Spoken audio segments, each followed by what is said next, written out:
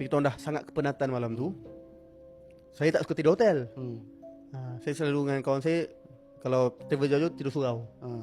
Selama ni tidur surau bahagia je. Malam tu Ustaz selalu kalau pergi travel mana tidur surau? tidur surau, bentang toto tidur je. Hotel tak best. Kan takut subuh tak dapat pergi masjid. Masya Allah. So kita orang bermalam di satu masjid ni sebab pada petang tu kita orang solat dekat situ juga. So itu surau yang terdekat. Cuma surau tu ataupun masjid tu sebelah kubur. Tapi tak apalah, kita semua akan ke kubur kan.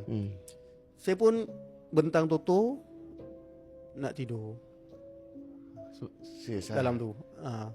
Dah ngantuk. Selalu kawan saya pun tidur juga. Tapi kawan saya duduk sebelah saya. Kawan saya tanya saya, time tu saya dah baring ya. Nin, betul ke nak tidur sini? Kita cari tempat lain jom. Tak apa, dah selesa dah sini. Okey je. Okey. Berapa minit lepas tu dia tanya lagi, Nin, tidur tempat lain jom. Tak apa, okey je sini. Tidur sekali jom. Lepas tu dia kata, boleh tak dia nak tidur dalam kereta? Allah. Dia kata, janganlah. Janganlah. Seorang-seorang seram juga kan. Iman tinggi ke lemah, seram juga. Ustaz tak ustaz Ustaz seram. Kalau tidak seram juga. Ui. Seram. So saya kata, jangan tidur sini teman-teman. Okey, dia pun okey. Tiba-tiba muka dia macam marah. Berapa minit lepas tu muka dia marah. Nin, keluar. Kita tutup tempat lain. Dah hal? Keluar. Kita tutup tempat lain. So saya pun terpinga-pinga, apa hal budak ni kan. Lipat toto, masuk dalam kereta.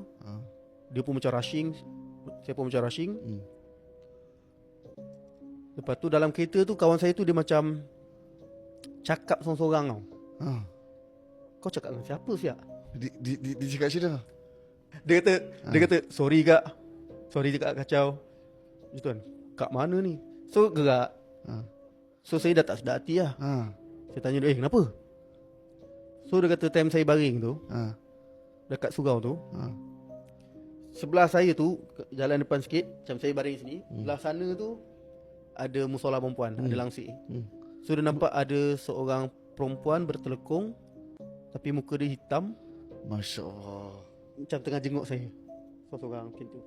Ya Allah Akbar. Takut yo. Itu first time dia kata, jom gerak. Tapi saya tak nak. Ya Allah Akbar. Lepas tu dia tengok lama-lama. Serius kan? Ini kisah benar kan? Lepas tu dia start marah saya dan suruh saya gerak sebab dia nampak tiba-tiba ada seorang lagi tengok. Ada seorang lagi tengok? Ada seorang tengok. Makin lama makin ramai tengok. Makin ramai? No. Lepas tu dia orang dah mula macam nak ke arah kita orang. Itu yang cepat-cepat keluar. Gila betul. Masuk kereta. Dia terus memang bawa laju tu lah, bawa laju betul. Dan dia kata sorry kak tu sebab ada salah seorang yang ramai tu keluar besar. Kita keluar. Kita orang keluar tu, benda-benda Allah tu ramai-ramai kat depan surau tu. Pandang. So tu yang kawan saya kata sorry kak.